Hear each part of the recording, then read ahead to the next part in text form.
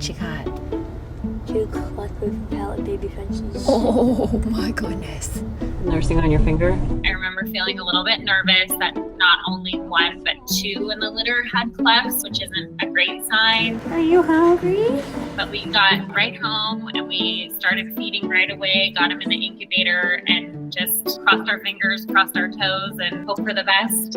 I mean, they were tiny. They were 5 and 6 ounces, like the size of a mouse. Surprise. They were born last night via C-section. So I felt really nervous, like, okay, here we go. Hopefully they'll both pull through and do well.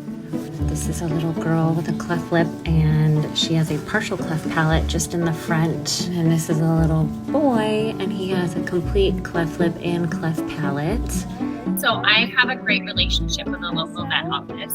They called and said that there was 2 puppies in the litter that were both born with cleft. And so we went and picked them up. Where are we going? To get the puppy.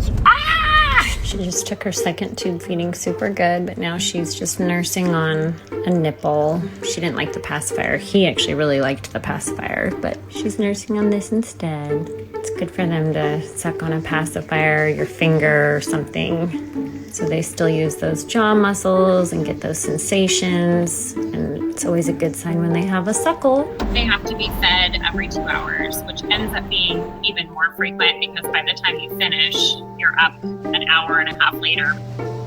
So I got pooped on twice today. So the first few weeks are a lot.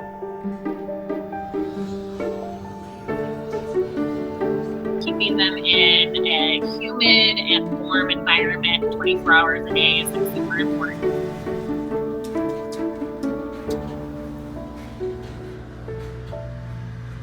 So this is my setup for the newborns. I'll show you what I do. So I have a wipes warmer, and then I set up a little feeding station here. I've got a suction close by, always just in case. And then I sterilize these with boiling water in between every single feeding. And then, of course, I'm so grateful to have this amazing incubator. I started working as a vet tech when I was 17 years old. Tube feeding, doing more severe medical stuff was like no problem for me. So when my youngest son Landon was born, he joined our family with his own cleft lip and palate. And then when he was like 3, 4, I was like, let's start fostering again. Like, let's have some fun, exciting things going on in the house. And so I started helping out cleft puppies. And he just like took to it. Love that one. Hi, little boy.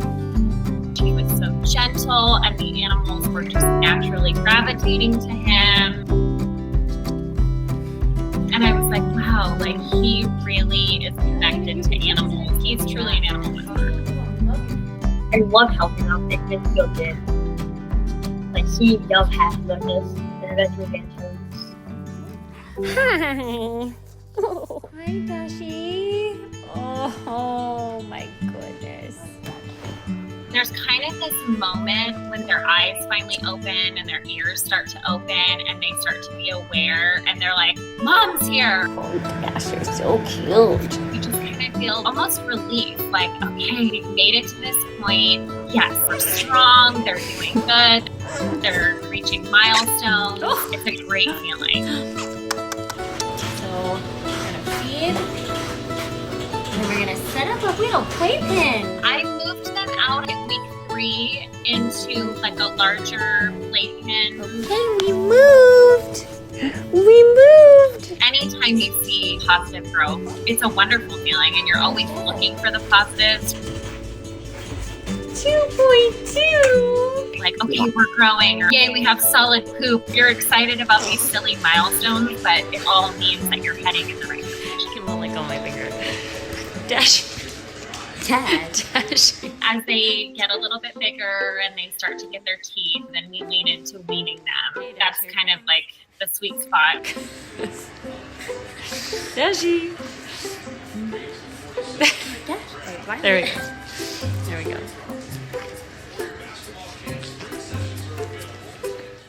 Teach them how to use a water bottle. Good boy, Dash. And then once you get to that point, you're like, yay, like you kind of feel like you've crossed this huge hurdle on their life journey.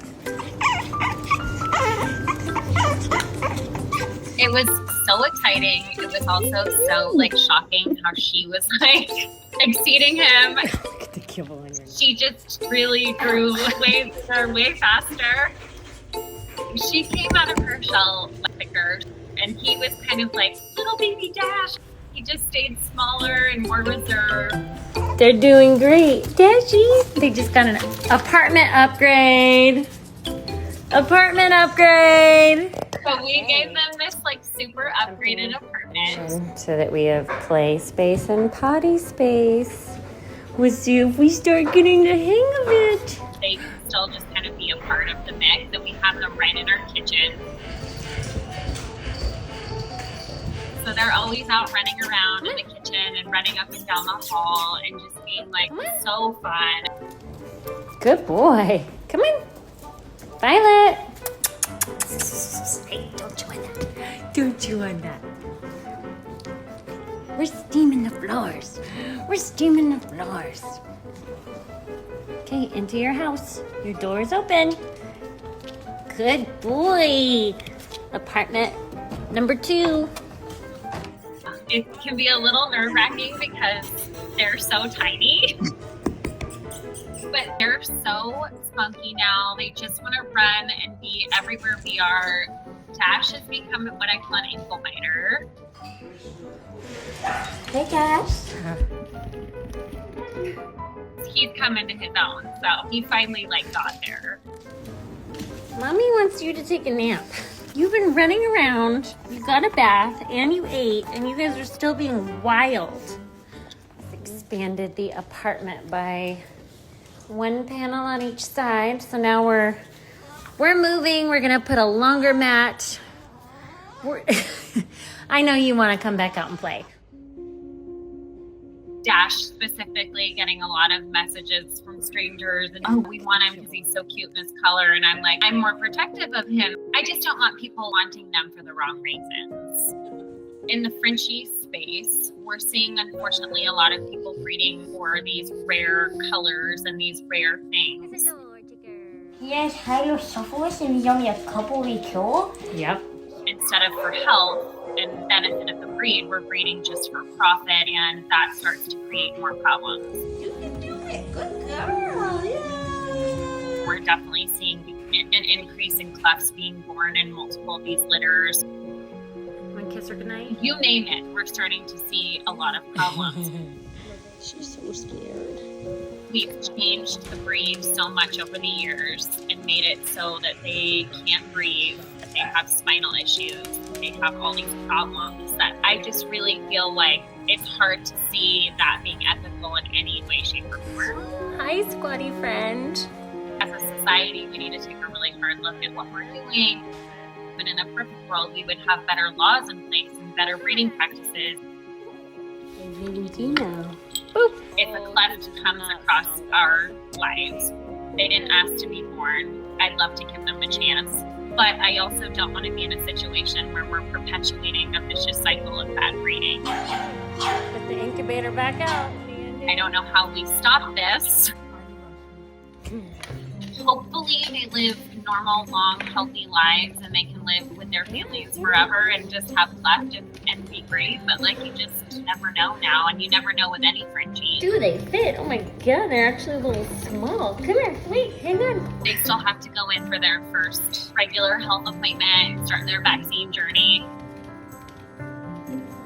Once we know they're healthy, vaccinated, safe, then they can go to their homes.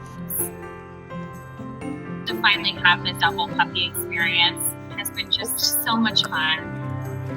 At nighttime, just seeing them snuggling together, knowing that they've always had an emotional support friend. And it was twice as hard and twice as stressful and so much more time and energy and effort, but at the same time it was still worth it because they got to be together.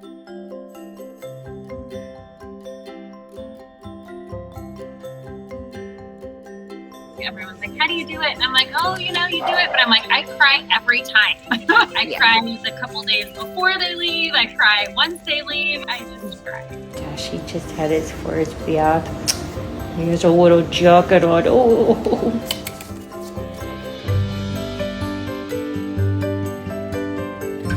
Who's it? Good.